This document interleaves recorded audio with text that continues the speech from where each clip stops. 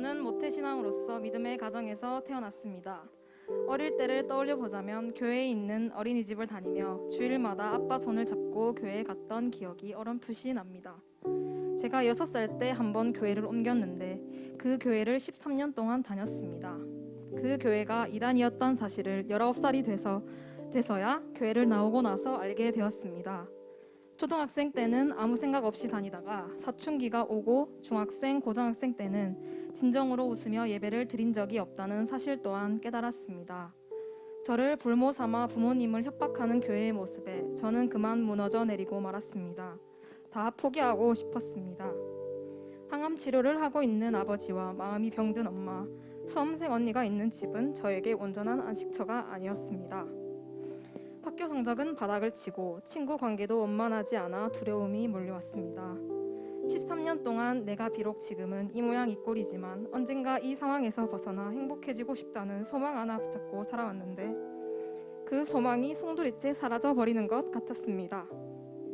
지역에 있는 큰 교회로 옮긴 후 고3임에도 불구하고 예배 자리를 온전히 다 지키며 1년을 보냈습니다. 감사하게도 저는 대학에 진학할 수 있었고 수능이 끝나자마자 돈을 벌기 시작했습니다.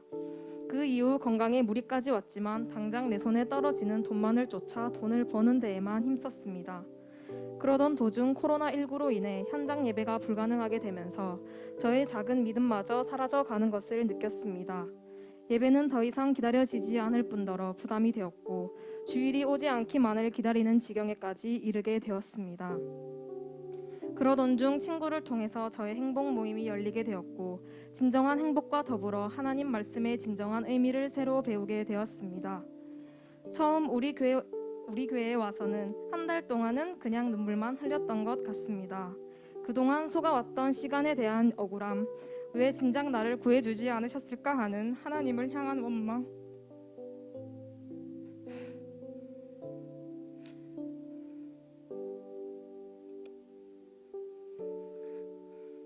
그래도 돌고 돌아 다시 하나님 앞으로 오게 해주심에 대한 감사와 안도감 등 모든 감정이 뒤섞여 눈물의 예배를 드렸습니다. 그렇게 시간이 지나고 리더님이 양육을 들어보라고 하셨는데 그때만 하더라도 예배만 잘 드리면 되지 굳이 양육 훈련을 받아야 하는 생각이 들었습니다. 그렇게 반신반의하는 마음으로 양육 훈련을 시작했습니다. 떨리고 어색한 마음으로 자기소개를 하고 콩나물 자라는 이야기를 들으면서 저는 그때도 제 자신을 믿지 못했던 것 같습니다. 하지만 매주 자리를 지키며 양육의 메시지를 들으면서 자라나고 회복되기 시작했습니다.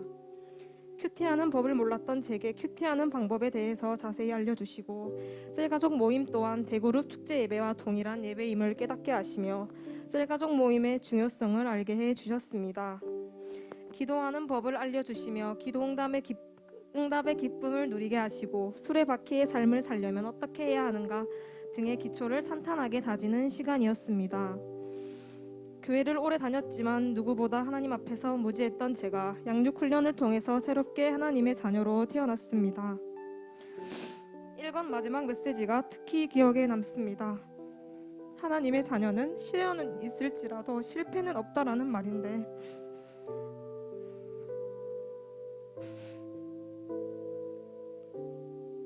제가 가장 듣고 싶었던 말이자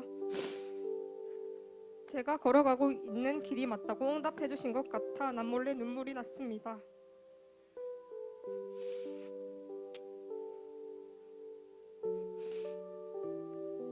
저는 실패자가 아닙니다. 저는 하나님의 자녀입니다.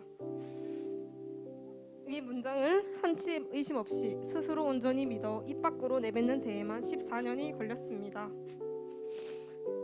저는 누가 뭐라 해도 하나님의 자녀입니다.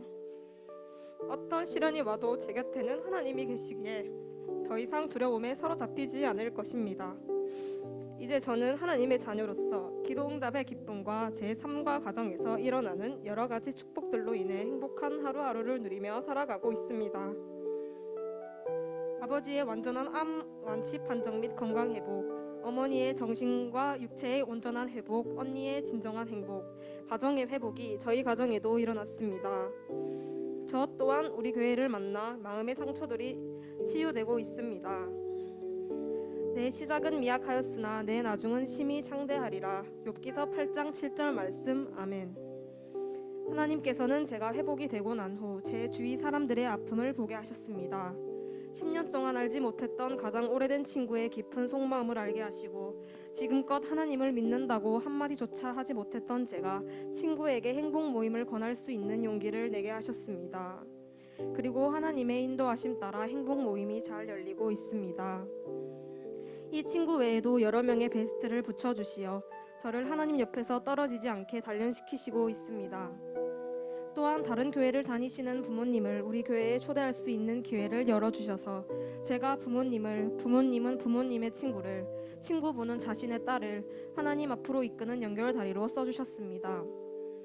이 작은 걸음들이 모여서 저희 가정이 같은 비전 아래 함께 예배 드리는 날도 속히 올 줄 믿습니다.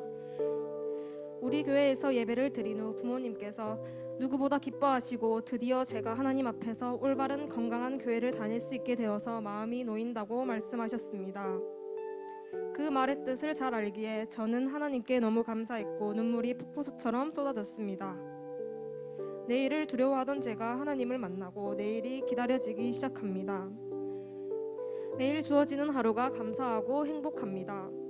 저의 인생에서 하나님을 믿지 않았던 적은 없지만 이렇게 온전히 온 마음 다해 하나님을 만나 기도하고 하나님의 인도하심 아래서 평안한 마음을 가져본 적이 처음이라 참 기쁘고 감사합니다. 저의 이런 간증이 저와 같은 아픔을 가진 또 다른 누군가에게 희망이 되기를 간절히 바랍니다. 많고 많은 사람들 중에 왜 저희 가정에 그런 시련을 주셨는지 이제는 알기에 같은 아픔을 가진 이들과 하나님을 모르는 사람들에게 당당히 하나님을 전할 수 있는 도구로 제가 쓰임 받기를 간절히 기도합니다. 하나님이 붙들어 주셔서 무사히 10주 양육 훈련을 마칠 수 있었습니다. 무엇보다 훈련이 있는 우리 교회를 만난 것에 감사합니다. 기도와 섬김으로 함께 해주신 양육반 14기 동기분들께도 모두 감사합니다. 양육 훈련은 끝이지만 수레바퀴의 삶은 이제부터 시작이라 생각하고 더 열심히 하나님 앞에 부끄럽지 않은 삶을 살겠습니다. 영적 성장의 지름길인 양육의 자리를 만들어 주시고 비전을 따라 앞서 달려가시며 저를 위해 사랑으로 기도해 주시는 담임 목사님 감사합니다. 남은 제 삶도 하나님 앞에 붙들려 살기를 소망합니다. 소망 없던 저에게 찾아와 회복시키시고 영적으로 성장하게 하시는 하나님 감사드립니다. 모든 것 하나님이 하셨습니다. 하나님께 감사와 영광을 올려드립니다.